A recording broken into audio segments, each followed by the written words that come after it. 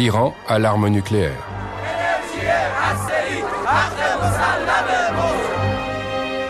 Israël est démoralisé et les États-Unis sont profondément divisés.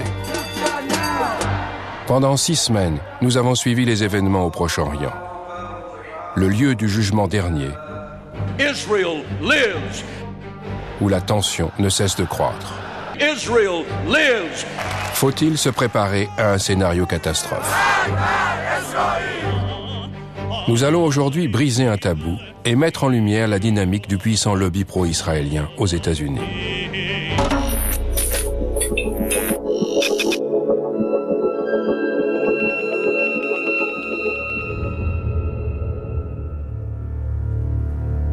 En 2006, 2 politologues conservateurs américains de renom, Stephen Walt et John Mearsheimer, ont écrit un article sur l'influence du lobby pro-israélien sur la politique étrangère des États-Unis. Vous voyez, ça a été publié le 23 mars 2006. Le titre est là. Il me semble que la version de Harvard a été téléchargée plus de 350 000 fois. Les États-Unis soutiennent Israël de diverses façons. Nous leur fournissons des aides militaires et économiques qui s'élèvent à peu près à 3 milliards de dollars par an. Malgré sa relative richesse, Israël reçoit plus d'aide extérieure que n'importe quel autre pays au monde. Nous opposons constamment notre veto aux résolutions de l'ONU condamnant Israël. Ceux qui sont contre, 14 voix pour, 1 voix contre.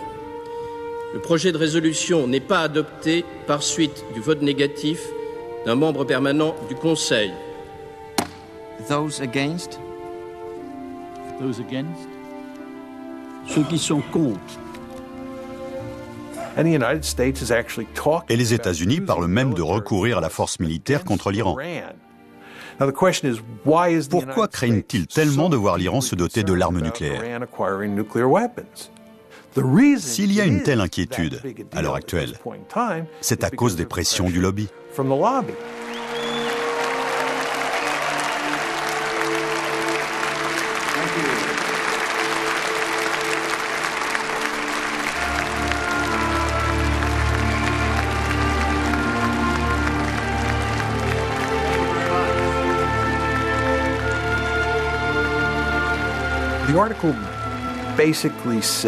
L'article dit en substance qu'il existe aux États-Unis un groupe d'intérêts puissants qui se donne beaucoup de peine pour infléchir la politique étrangère américaine de façon à ce qu'elle soit favorable à Israël.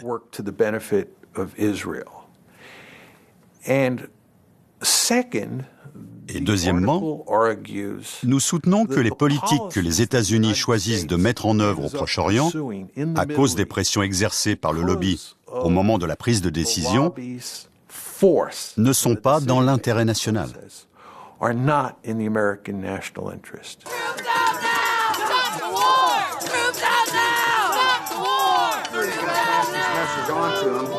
A free, prosperous, and secure Israel is in this nation's national interests.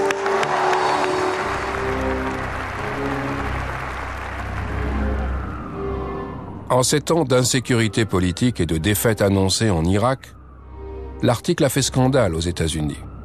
Il réveille le vieux débat entre démocrates et républicains, américains et israéliens, juifs et chrétiens, et isolationnistes et interventionnistes.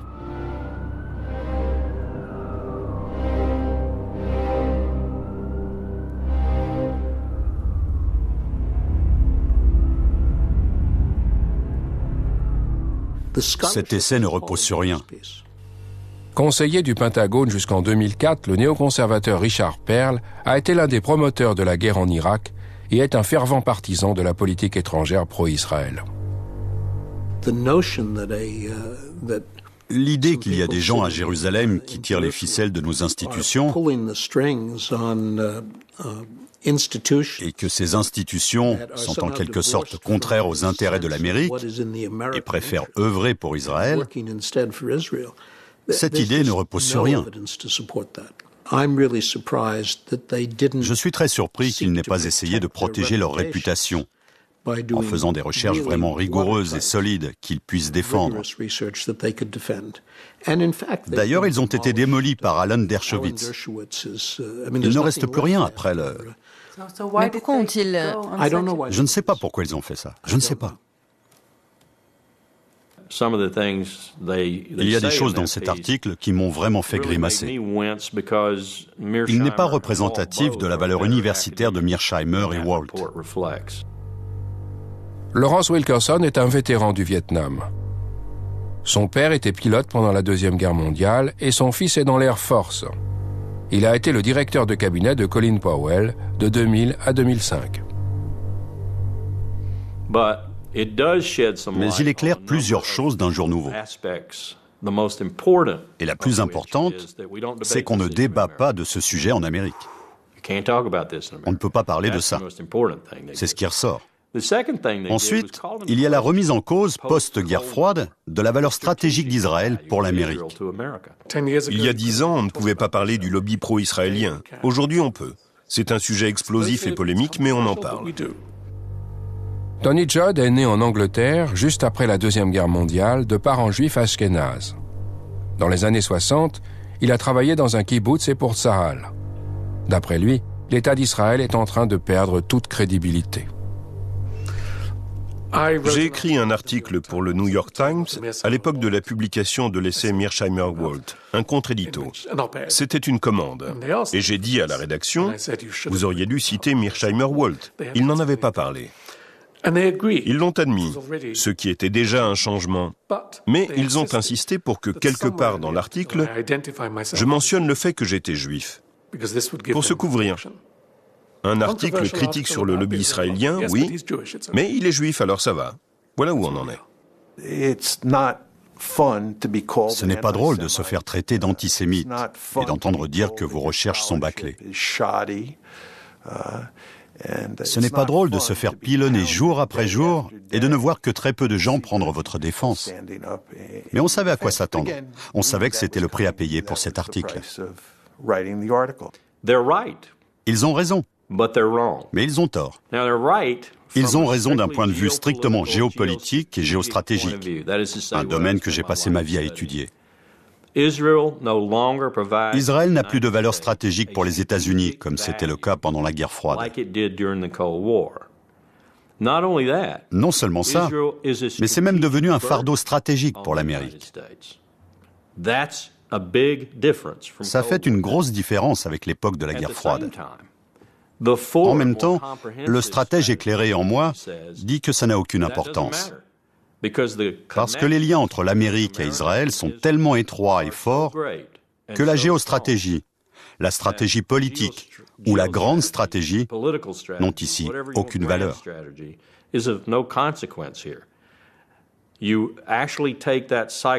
Quand on élève cette composante psychologique au niveau de la stratégie, on voit que l'Amérique ne pourrait pas s'en aller, même si elle le voulait. Messieurs Walt et Mearsheimer, vous avez peut-être raison techniquement, mais en réalité, vous avez tort. Parce que l'Amérique ne peut pas dire « Israël, débrouille-toi ». Ça ne peut pas marcher. Ça ne peut pas marcher parce qu'on a un lobby juif très puissant en Amérique.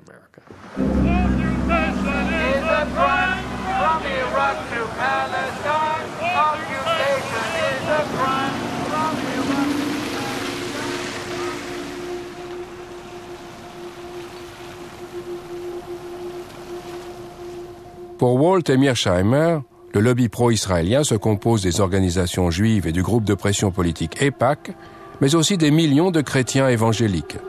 Tous ont à cœur de défendre les intérêts d'Israël et de faire taire les critiques. There's a new day in America between Christians and Jews. We don't agree on everything, but we agree on this, that we are going to be together, inseparable in the defense of Israel and the Jewish people.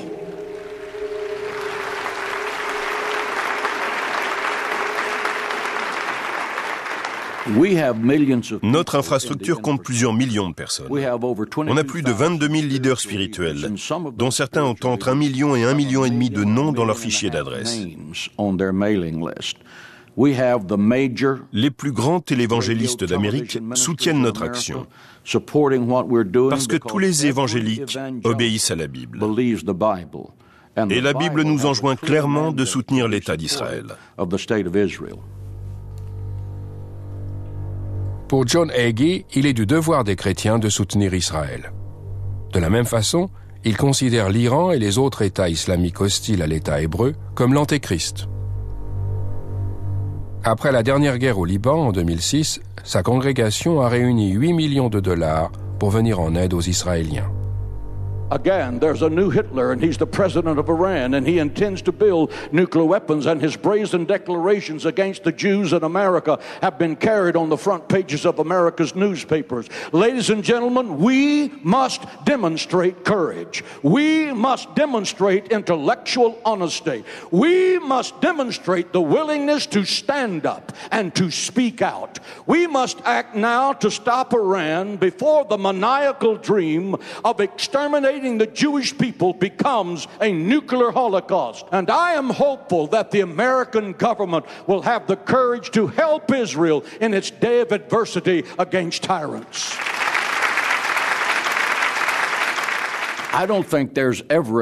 Je ne crois pas qu'on puisse jamais avoir assez de soutien. Notre objectif est de toujours rappeler à nos élus ceci. A. Nous soutenons Israël. Et B. Si l'un d'eux s'oppose intentionnellement à Israël, nous ferons tout ce qui est en notre pouvoir pour qu'il ne soit pas réélu.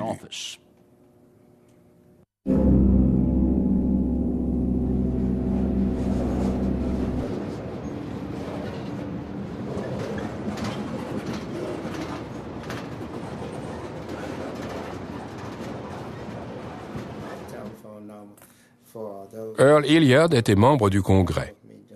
Dans les années 90, il a voulu se rapprocher de la Libye, un pays avec lequel les États-Unis n'avaient alors aucune relation diplomatique.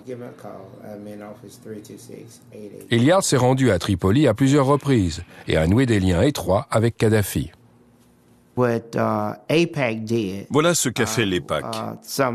Certains membres du Congrès américain soumettaient des résolutions condamnant la Libye et ils les regroupaient avec celles sur la Syrie, l'Iran et l'Irak. Ils soumettaient ces résolutions régulièrement en réclamant toutes sortes de sanctions et d'actions.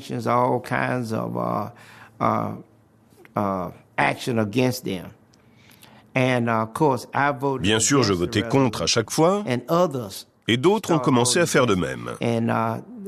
J'ai découvert par la suite que ce qui les avait vraiment énervés, c'est que des parlementaires sont venus me voir en demandant ce qui se passait. Et j'ai dit, on négocie. Et après? Plusieurs personnes m'ont appelé parce qu'elles avaient vu et entendu des choses sur CNN. Elles m'ont dit, regarde CNN.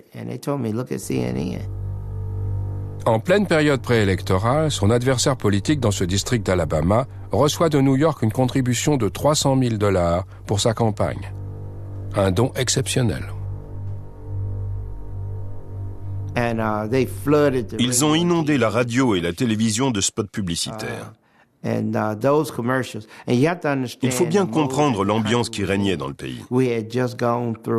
C'était juste après le 11 septembre, et la plupart des Américains ne distinguaient pas Saddam Hussein de Kadhafi ou Kadhafi de Ben Laden. Ils ne faisaient pas la différence. Pour eux, c'était du pareil au même. Or, la plupart des spots m'associaient à ces hommes et disaient que je les soutenais.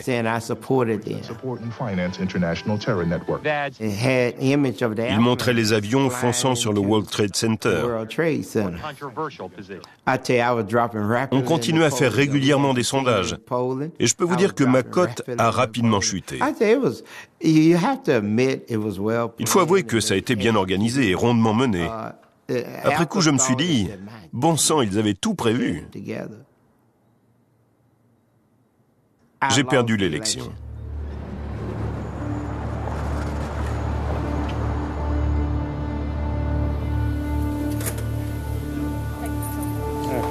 Vous devez savoir que vous abordez un sujet interdit. Personne ne veut parler des Juifs. Surtout pas. C'est comme si on parlait de quelque chose de mal. On n'est même pas censé donner son opinion. C'est difficile de poser des questions sur le lobby pro-israélien? Absolument. Vous aurez du mal à obtenir des réponses et des interviews. J'espère que vous y arriverez. Je vous le souhaite. Ça va être dur.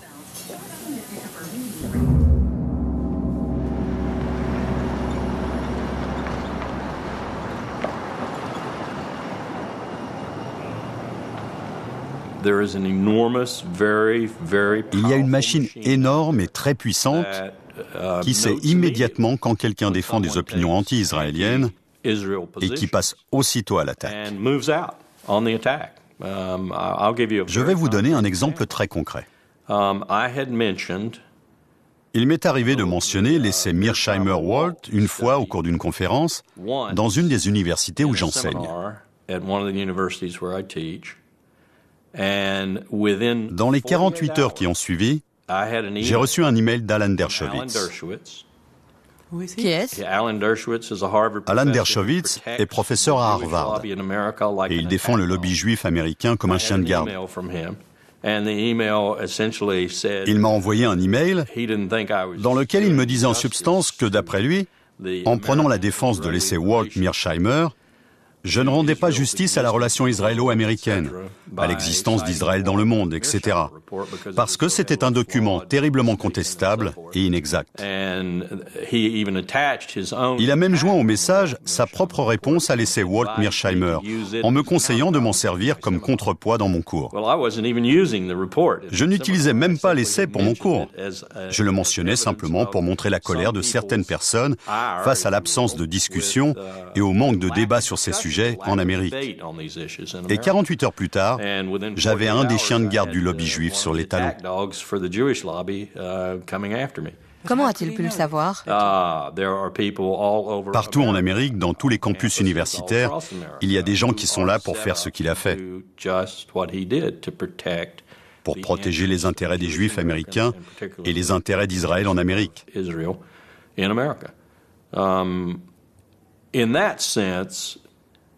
De ce côté-là, le lobby juif est certainement beaucoup plus organisé et il peut se mobiliser beaucoup plus rapidement contre une menace potentielle que n'importe quel autre groupe de pression.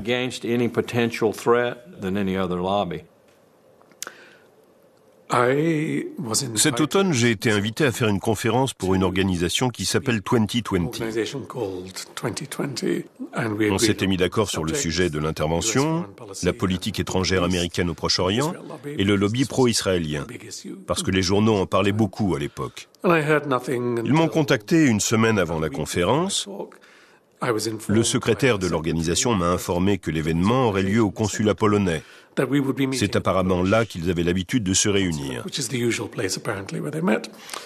Et puis la semaine suivante, 2 heures avant la conférence, le directeur de l'organisation m'a appelé terriblement énervé en me disant que le consul général de Pologne avait tout annulé parce qu'il avait reçu des coups de fil de l'American Jewish Committee et de l'Anti-Defamation League. La position du consul est très délicate. Dès qu'on prononce le mot Pologne, la plupart des gens pensent aussitôt à l'antisémitisme. La Pologne a du mal à se défaire de cette image chez nous. Le nouveau gouvernement polonais, qui n'est pas très séduisant, a cependant fait de gros efforts pour établir de bonnes relations avec Washington, se rapprocher d'Israël et se faire bien voir sur ce genre de sujet. Et voilà que soudain, quelqu'un dit au consul polonais à New York, Tony Judd est quelqu'un de très controversé. Il est anti-Israël et certains trouvent ses propos antisémites. Vous voulez vraiment le recevoir? C'est mauvais pour votre image et votre diplomatie. Pourquoi les Polonais défendraient-ils héroïquement ma liberté d'expression? Ils ont autre chose à faire. Je ne les blâme pas.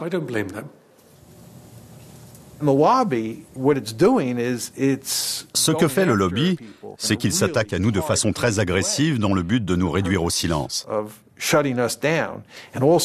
Et aussi dans le but de bien faire comprendre aux gens que s'ils suivent l'exemple de Jimmy Carter, de Tony Judd, de John Mearsheimer ou de Steve Walt, ils devront payer le prix fort pour cette transgression. C'est un exemple dissuasif. Ils veulent dissuader les gens de faire comme nous.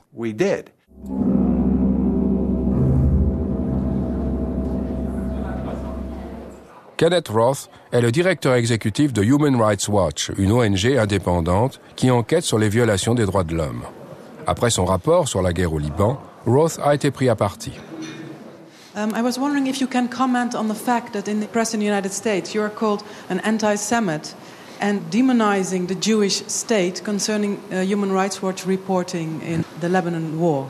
Human Rights Watch's fairly extensive reporting during the war, reporting that I should say focused both on Hezbollah's indiscriminate attacks into Israel and on Israel's indiscriminate bombardment in Lebanon, was met by some reflexive defenders of Israel, not with rational discourse, not with a discussion of the facts, but with name-calling, including accusations of anti-Semitism, of blood libel, of this or that.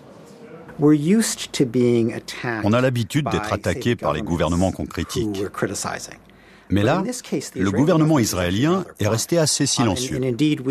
Nous avons même eu ce qu'on pourrait appeler un dialogue raisonnable avec les Israéliens au sujet de ce qui se passait au Liban. Ce sont les supporters de l'État israélien, aux États-Unis et dans une moindre mesure en Israël, qui ont violemment réagi. Et ça, c'est inhabituel. On a rarement été confronté à ce genre d'attaque coordonnée de la part d'individus manifestement privés.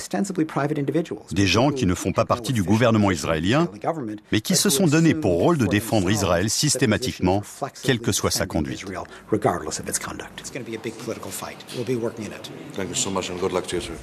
Le fait que vous soyez juif est important ?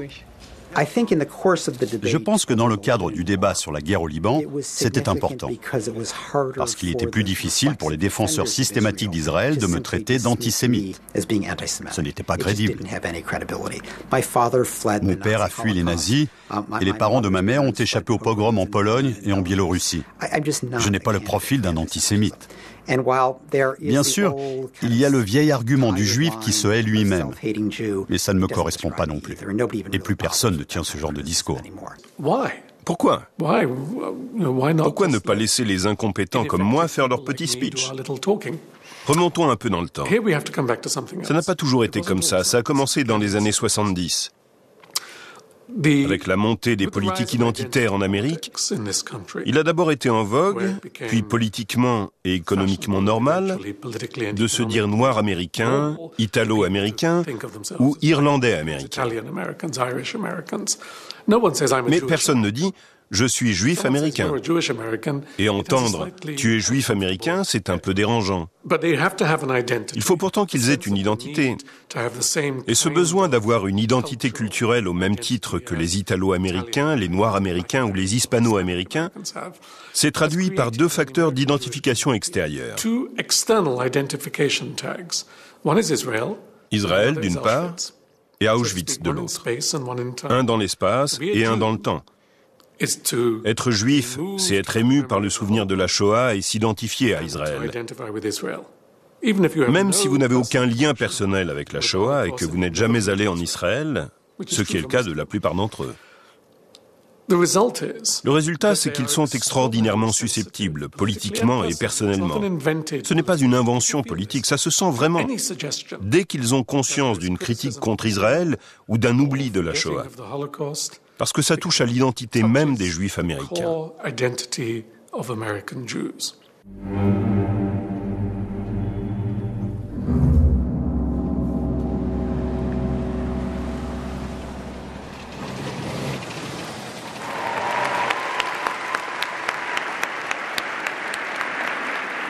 The state of Israel was the dream of your ancestors, made a reality by your grandparents and your parents. Chaque année, l'AIPAC organise une conférence à l'intention de tous ses sympathisants. Ça se passe à Washington. L'EPAC est un groupe très puissant qui s'efforce d'infléchir la législation et les autres aspects de la politique américaine au Proche-Orient. C'est un véritable événement avec un petit côté Hollywood. Ils passent des films pour montrer la mobilisation des gens et chauffer le public. C'est un peu une atmosphère de fête étudiante. Ils font venir un très grand nombre d'hommes politiques importants. America and Israel share an unbreakable bond. AIPAC is one of the reasons why. All of us share a fundamental belief that the freedom and security of Israel are a vital interest of the United States of America. We need you now more than ever.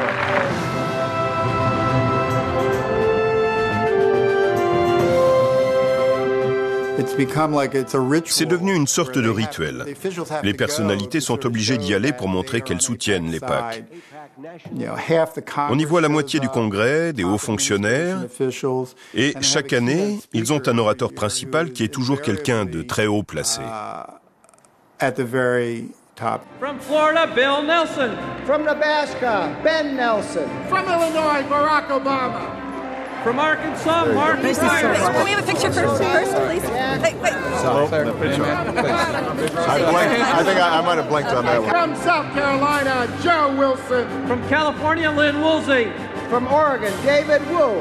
From Maryland, Albert Wynn. From Kentucky, John Yarmouth. And I also want to mention former member of Congress, Rob L'EPAC s'efforce avec succès d'éprouver constamment la loyauté des membres du Congrès à sa cause. Il y a donc un flot ininterrompu de résolutions soumises au vote au sujet du Proche-Orient, que ce soit pour soutenir une action du gouvernement israélien, pour exprimer de la sympathie aux victimes d'un attentat suicide, ou pour condamner l'Iran et les autres pays de la région hostiles à Israël.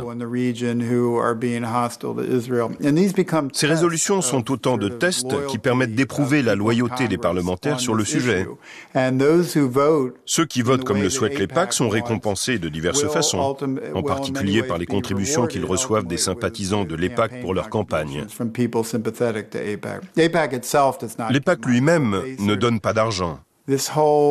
Mais ces innombrables résolutions et ce registre minutieux des votes de chacun ont une influence directe sur les contributions des donateurs. Pour que l'argent arrive en masse dans les coffres d'un représentant ou d'un sénateur, il faut qu'ils soutiennent les positions du lobby. C'est leur principale source d'influence, l'argent. Et ce gouvernement est inondé d'argent, sans doute plus que tout autre gouvernement dans l'histoire américaine. Ça fait 2 mois qu'on essaye d'entrer en contact avec les membres du Congrès qui ont voté non à certains projets soutenus par l'EPAC. Mais personne ne veut nous parler. C'est normal ? Oui, c'est un sujet sur lequel les membres du Congrès n'ont aucun intérêt à s'exprimer. Pour eux, il est déjà dangereux de voter contre les positions recommandées par l'EPAC, parce que ça peut entraîner une réduction de leur fonds de campagne et engendrer toutes sortes de problèmes dans leur district. Pourtant, ils ont voté non. C'est vrai. Mais ils ne tiennent pas à le crier sur les toits, surtout quand c'est filmé. Vous imaginez l'usage qu'un adversaire politique pourrait faire de ça ? Ça pourrait servir à monter une campagne de dénigrement. Regardez, cette personne est contre les intérêts d'Israël. Chaque fois que j'aborde le sujet avec des gens du Capitole, c'est presque toujours sous réserve d'anonymat.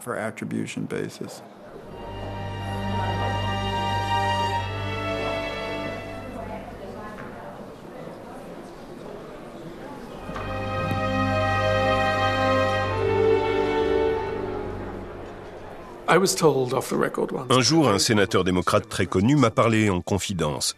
C'était à l'occasion d'une conférence à Paris. Il était tard, on était à l'hôtel. Il me parlait du Proche-Orient et ses critiques contre Israël étaient très similaires à mes propres idées. Je lui ai dit, vous ne dites jamais tout ça au Sénat, pourquoi ?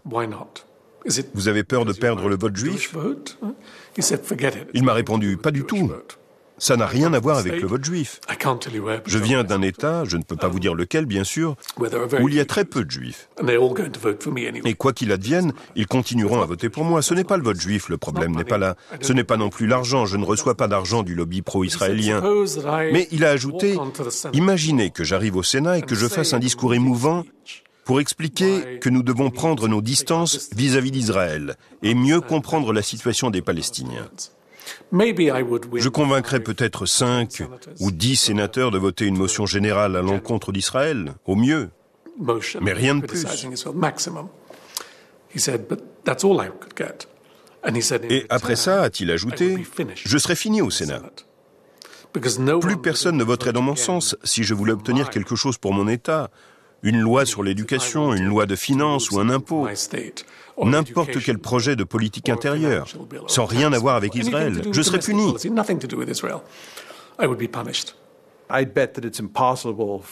Je suis sûr que Steve et moi, on ne pourra jamais accéder à un poste à responsabilité au sein du gouvernement américain. Pour vous donner un exemple, Steve était invité à un dîner avec un candidat présidentiel à Harvard. Une semaine après la sortie de l'article, la femme qui avait organisé le dîner est venue voir Steve et elle lui a dit qu'elle était obligée d'annuler son invitation. Parce que l'équipe du candidat en question avait appelé en disant qu'il n'était pas pensable pour un candidat présidentiel de participer à un dîner avec lui. America and Israel have a special friendship. You have devoted yourselves to strengthening the bonds between the United States and Israel. The United States will stand with Israel now and forever. Si un homme politique exprimait l'opinion que les États-Unis ne doivent plus soutenir Israël, que se passerait-il à votre avis? Il ne serait pas réélu. C'est presque certain. Il y a peut-être un district ici ou là. Il y a 435 élus à la Chambre des représentants et 100 sénateurs, ce qui fait 535 en tout. Nous avons 52 gouverneurs. Il est tout à fait possible que quelque part, dans un des districts électoraux, on réélise un candidat qui a dit « On devrait abandonner Israël, couper les ponts avec Israël ». Mais c'est assez peu probable. Et je serais surpris qu'il y ait plus de 3 ou 4 districts où ce soit concevable. I appreciate but we can vote you. That's and I'm okay. sorry. But I appreciate the friendship. If you will come in Italy, I want to introduce you with a member of parliament, Italian parliament. I would enjoy that very much. Okay, Thank sure. you so Thank you for everything.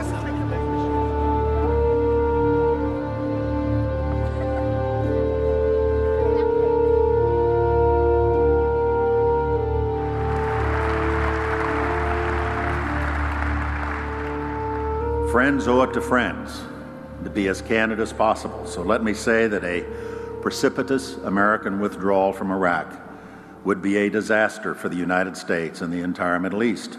A sudden withdrawal of our coalition would dissipate much of the effort that's gone into fighting the global war on terror and result in chaos and mounting danger. And for the sake of our own security, we will not stand by and let it happen.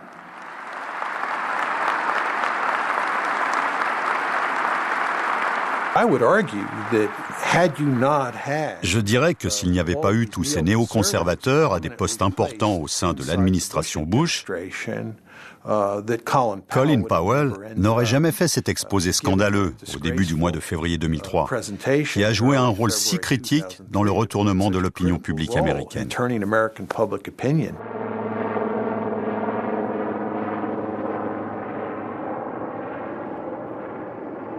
This is an important day for us all as we review the situation with respect to Iraq and its disarmament obligations under UN Security Council Resolution 1441. J'ai été saisi quand je l'ai écouté au Conseil de sécurité de l'ONU. Chaque fois que je l'avais entendu jusque-là, j'étais en train de courir à droite et à gauche pour changer des choses, discuter des graphiques, etc.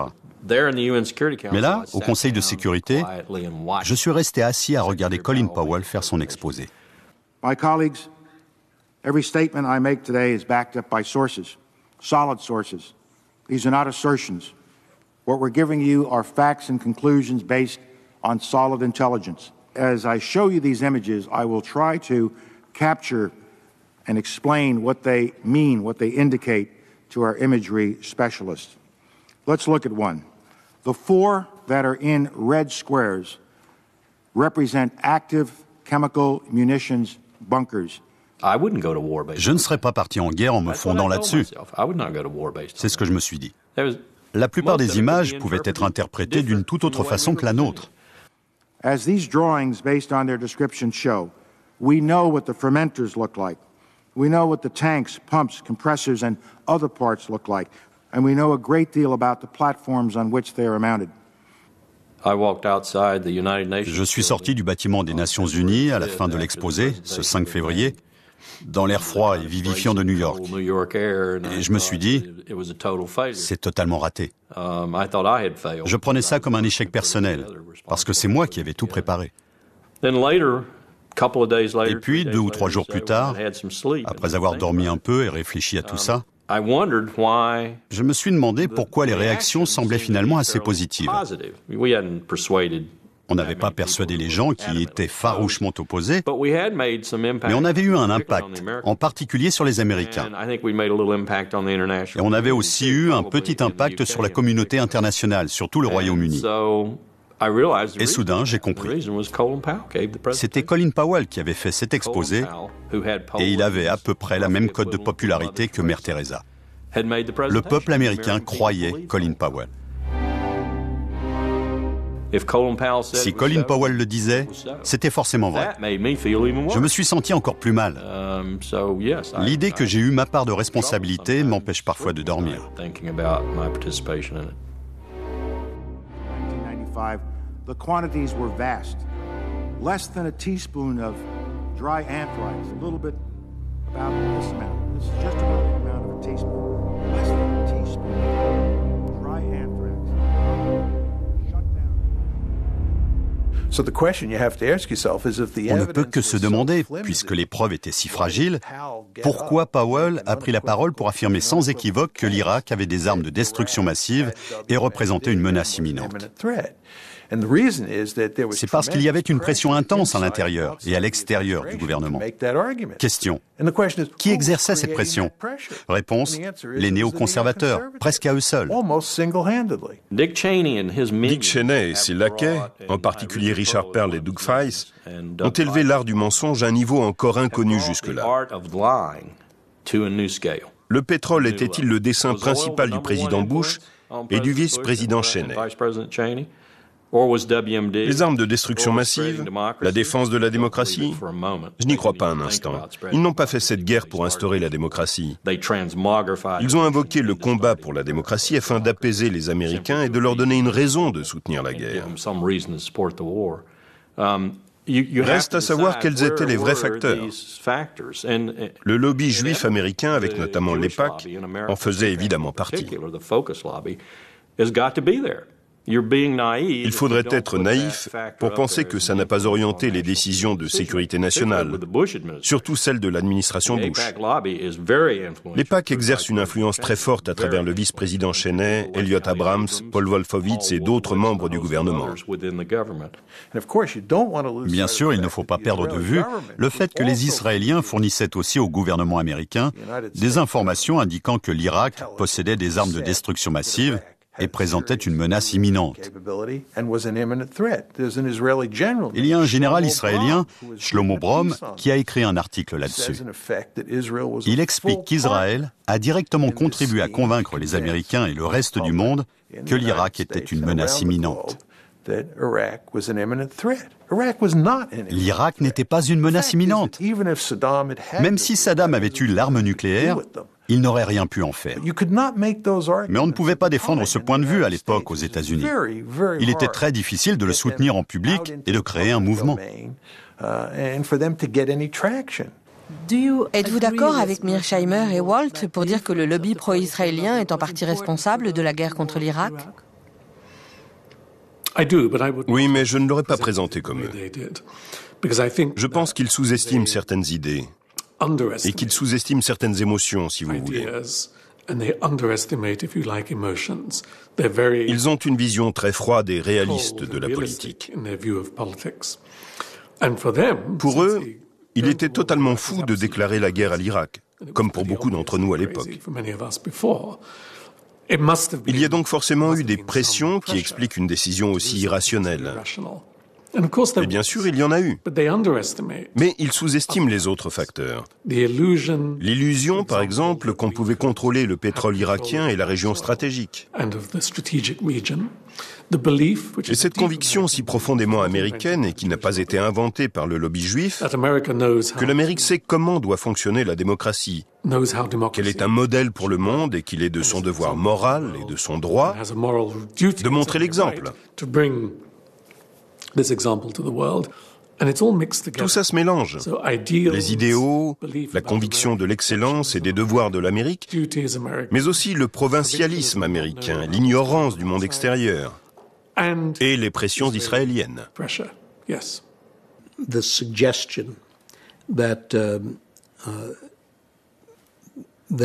La suggestion que le lobby pro-israélien, pour reprendre ces termes, est en fait contrôlé par les Israéliens et qu'il reflète les préférences israéliennes est tout simplement fausse.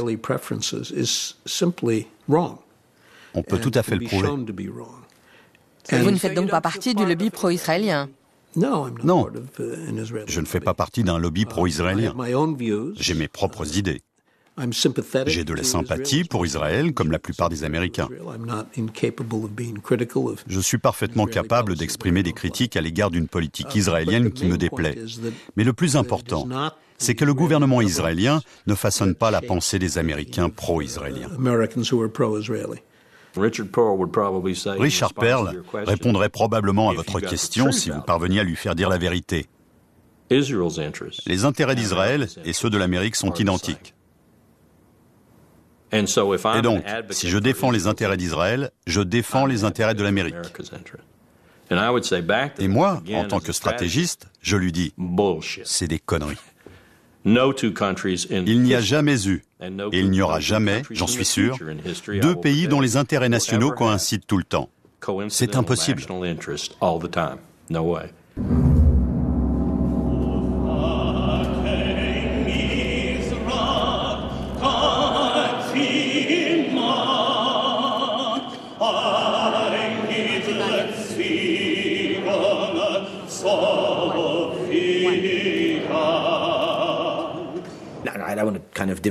Je ne veux pas me poser en victime, mais quand je viens ici, j'ai vraiment le sentiment que c'est nous, en Israël, qui en avons payé le prix. Daniel Levy a servi dans l'armée israélienne.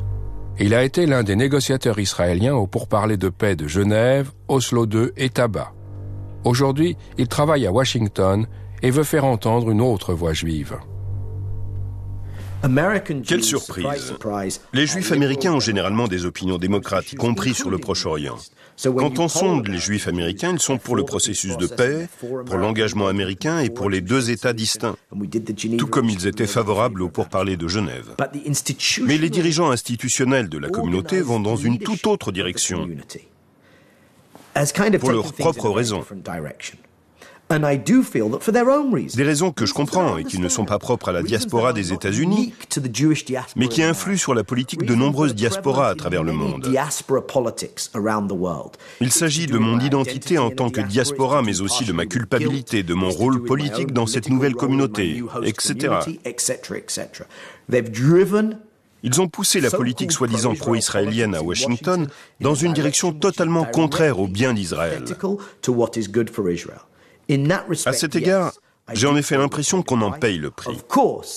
Et bien sûr, c'est encore plus flagrant sous l'administration actuelle.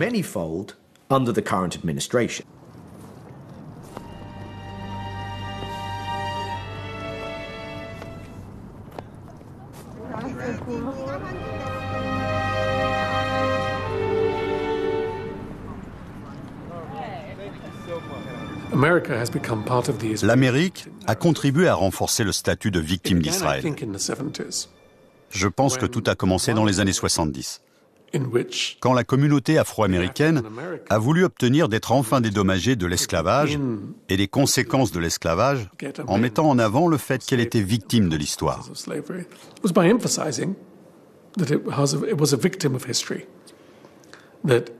Même si vous n'êtes pas directement responsable, l'histoire et vos grands-parents le sont. Ce n'est pas une responsabilité individuelle, mais une dette culturelle.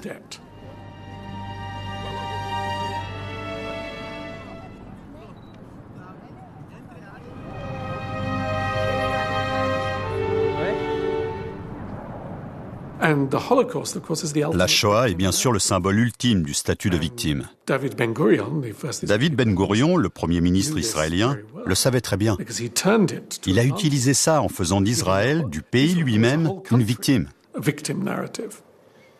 Si on ne peut pas critiquer quelqu'un parce que c'est une victime, que dire de tout un pays? Un pays né des persécutions en quelque sorte. J'ai très souvent eu des conversations avec des gens raisonnables qui disent « C'est vrai, Israël fait de mauvaises choses, ils occupent des territoires, volent de l'eau et des terres, bombardent des maisons, etc. » Mais il ne faut pas oublier ce qui est arrivé aux Juifs. Il y a un contexte, une histoire, une raison et une excuse à tout ça. On peut dire la même chose des Palestiniens. Il ne faut pas oublier ce qui est arrivé aux Palestiniens après la guerre de 1948 et celle de 1967. Pas étonnant qu'ils aient des kamikazes. Il y a toujours un lien entre les souffrances collectives passées et les actions individuelles présentes. Mais faire de ça une politique publique, c'est désastreux et c'est ce qui se passe aujourd'hui.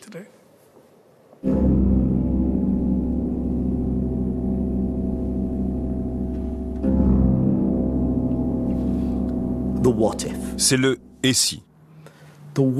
Et si, avec cette vision particulière des intérêts israéliens et des intérêts communs aux Américains et aux Israéliens, qui est bien sûr totalement contraire à ma propre conception des intérêts israéliens, et si, à force de faire pression pour imposer au peuple américain et à son gouvernement cette vision particulière, il y avait un retour de bâton. Quand je dis retour de bâton, je veux parler du risque qu'un jour ou l'autre, une majorité d'Américains, et par extension de leurs représentants élus, finissent par faire marche arrière et par dire « Nous devons absolument cesser de nous engager autant au Proche-Orient ». Peut-être qu'en réaction à tout ce qui se passe en Irak et en Iran, les gens finiront par se révolter contre notre relation avec Israël et qu'il y aura un mouvement de contestation. Peut-être que 2 ou 3 sénateurs s'exprimeront et plaideront avec insistance pour qu'on change de politique. Ça n'arrivera pas. C'est tout. Ça n'arrivera pas. Vous pouvez agiter votre baguette magique et éliminer le lobby pro-israélien dont parlent Walt et Mearsheimer, mais tout ce que j'ai dit continuera à être vrai. Vous pouvez me croire sur parole. Si ce président nous envoie faire la guerre en Iran dans les 2 prochaines années, et qu'il ordonne une intervention au sol massive des Marines ou de l'armée de terre, je pense qu'il y aura à nouveau un important exode des officiers supérieurs des forces armées.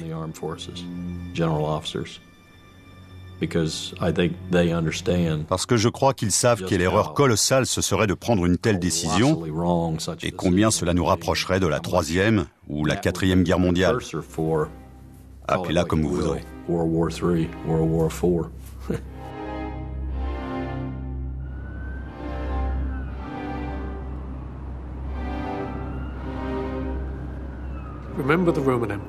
Rappelez-vous l'Empire romain.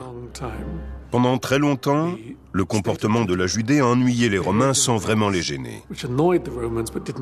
Mais lorsque les Judéens sont vraiment devenus pénibles, les Romains se sont retournés contre eux. Ils ont détruit leurs temples et les ont balayés en disant « Un empire a d'autres choses en tête ». C'est ce qui attend Israël dans les 25 ans à venir. Le risque que l'Empire américain dise « Attendez une minute, vous ne comptez pas tant que ça pour nous. On a besoin de pétrole plus que de vous. Ou on n'a plus besoin de pétrole. Peu importe, ça revient au même. Ça n'en vaut pas la peine. » Et le problème de la Shoah et de l'antisémitisme décline avec le passage des générations. C'est une catastrophe pour Israël. Parce qu'Israël n'a pas d'autre ami au monde.